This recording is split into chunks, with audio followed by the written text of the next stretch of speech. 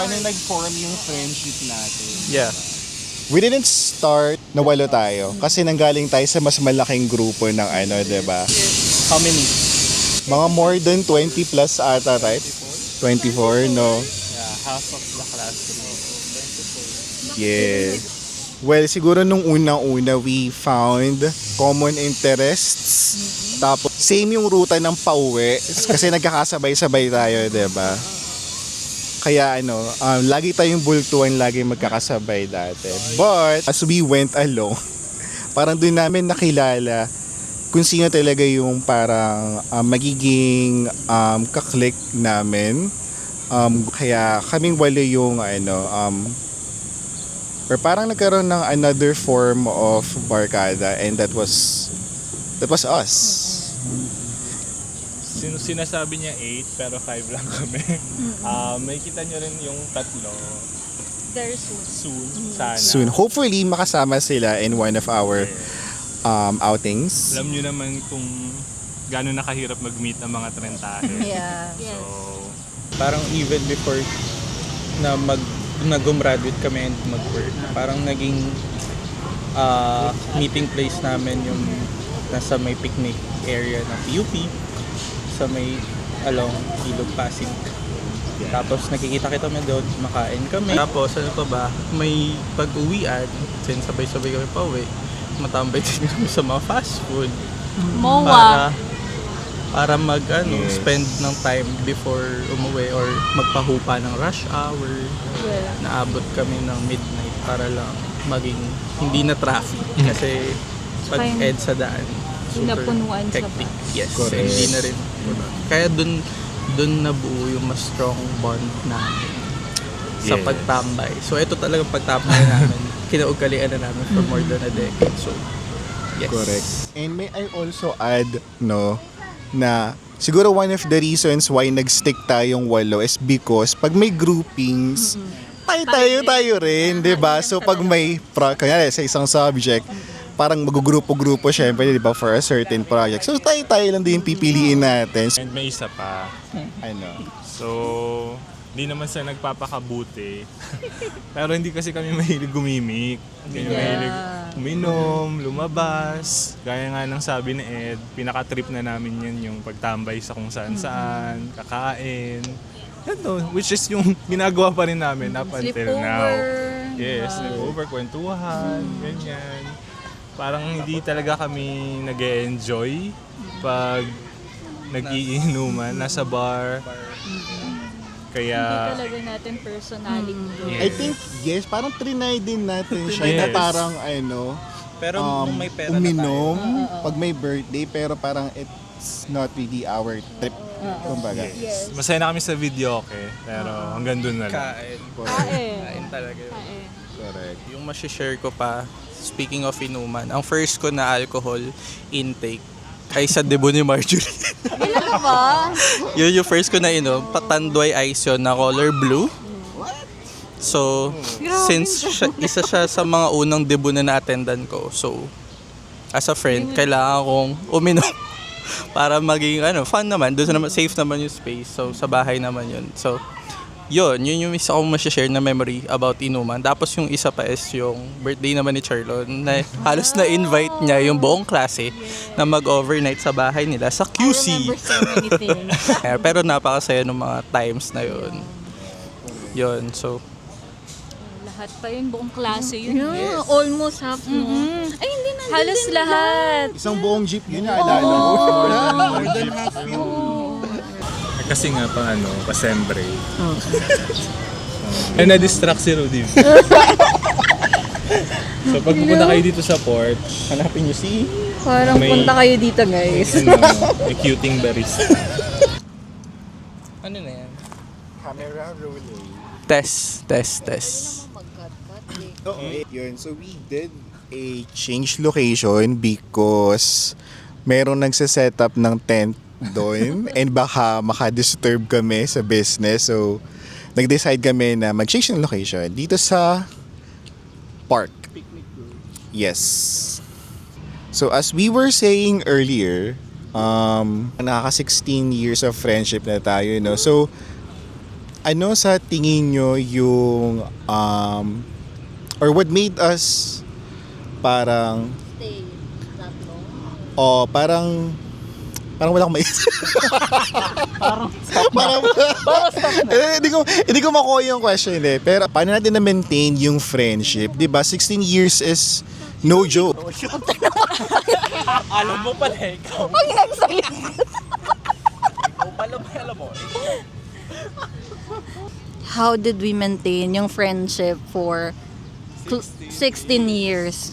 For me siguro yun nga, kahit hindi tayo like totally the same in terms of like personality, the way we want to do things, I think tayo sensitive tayo in terms of like what the other person feels. Halimbawa ako, parang pareho tayo, if we want something, we want that to happen.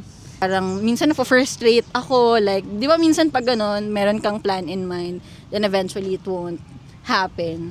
I think sa atin, we are sensitive enough to, alam mo yun, to feel the place, to adjust. Kaya, kasi most of the friendship that I know, they have yung mga misunderstandings about that. Kasi, like yung isa lang yung masusunod, then there will be confrontations and all. Sa atin, hindi natin kailangan ng confrontation. I think we are sensitive enough na to feel na if meron isang, alam mo yon, not in the mood and all, nag-a-adjust tayo. Kasi importante yun not na kahit hindi man pag-usapan, you feel na the need to adjust depending on the situation. So, sa tingin ko malaking bagay yun na hindi tayo ever nagkaroon ng major issues. Like we stop talking, ganyan. So yun, siguro kilala sa 16 years na yun, kilala na natin yung personality ng isa't isa to be able to adjust in different situations. That for me yung malaking factor. Kaya we're still, friends up until now. Ako, I think, siguro, yung kung bakit na-maintain yung friendship is yung pinagsamahan natin from college. Feeling ko kumbaga yung foundation ng friendship natin is strong, really strong, para mag-progress siya for 16 years. Kasi like yung sinabi ni Marge na, kumbaga, ako for me, diba, na yung kahit walang communication, pero yung love natin doon sa tao, it stays. So para sa akin, yun yung dahilan kung bakit na-maintain natin yung friendship. Kasi yung respect that we had with each other. And at the same time, yung friendship natin, it matures. Kumaga hindi na siya yung parang childish ba with tampuhan na hindi niya ako minessage or hindi niya ako binati or what. Kumbaga wala na yun. Na kumbaga na na yun, nakalakihan na natin. So sa atin, yung friendship natin, it matures. And siguro dahil ngayon we respect each other. We already know yung mga personalities natin. So yun.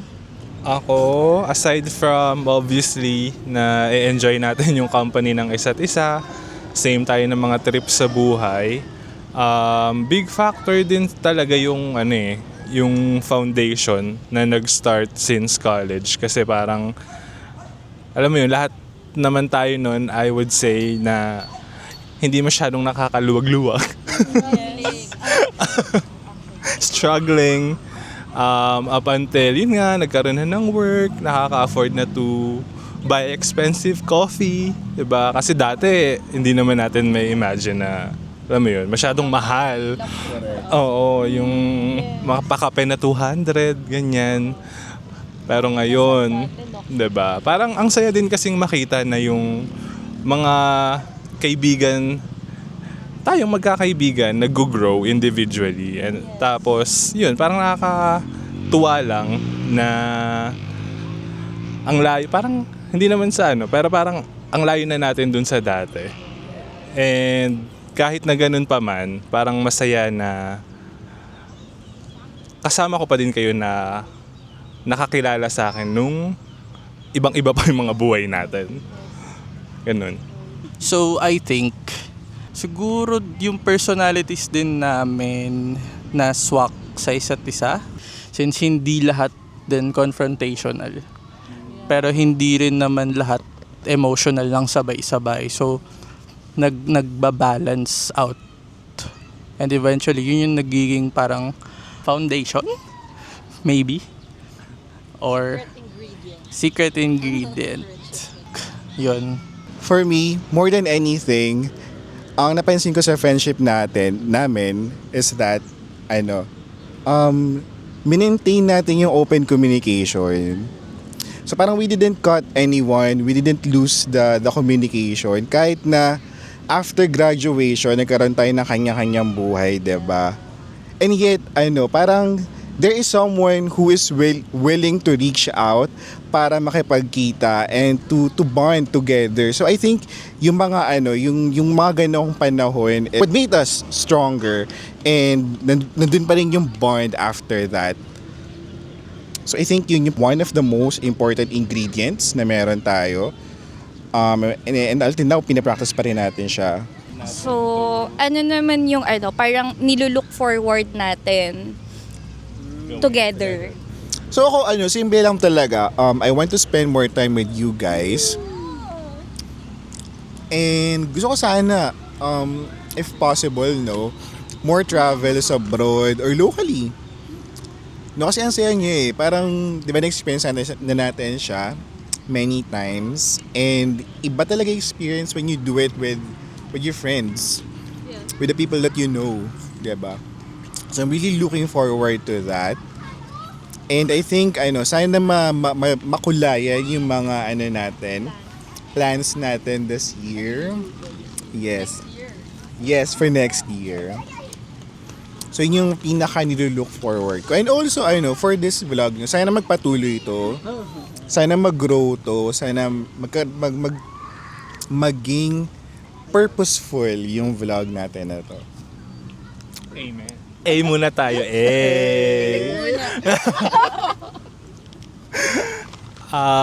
Ako, I look forward to trying new things, new activities with you guys. So, kahit na simple lang, simpleng run siguro or pickleball or any new activity for us na hindi pa natin nagagawa before.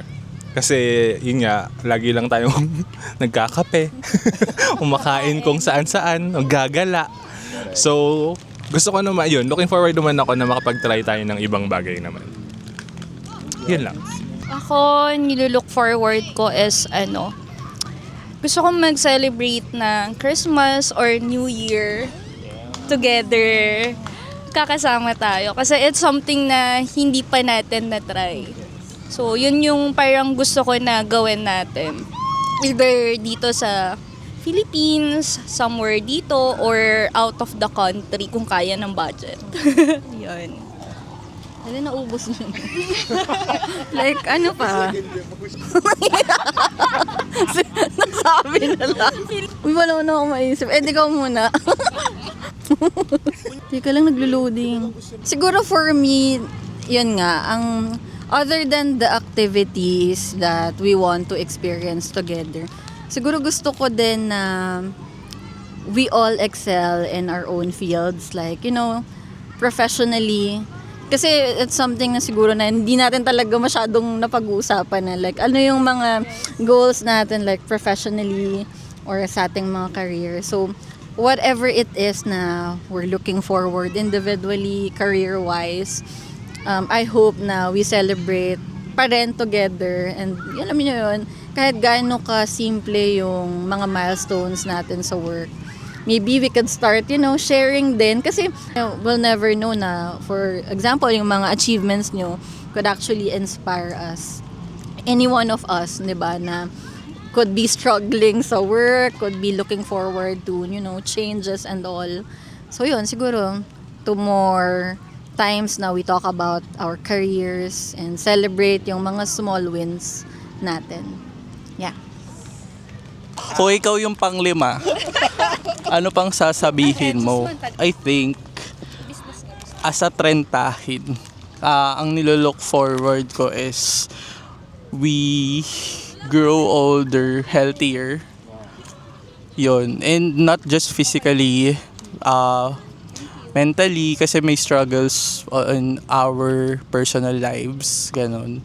So, more time for taking care of ourselves personally, physically, mentally ba yan, or kung naman, para mas tumagal pa yung friendships. Kasi pag merong isa na magka-sakit, kung ano man yan, masastop siguro, or magkakaroon ng pause yung buhay din. So, yun, para mas long term pa etong project na to. Yun na lang siguro. To more healthy years with you guys. So, that's it.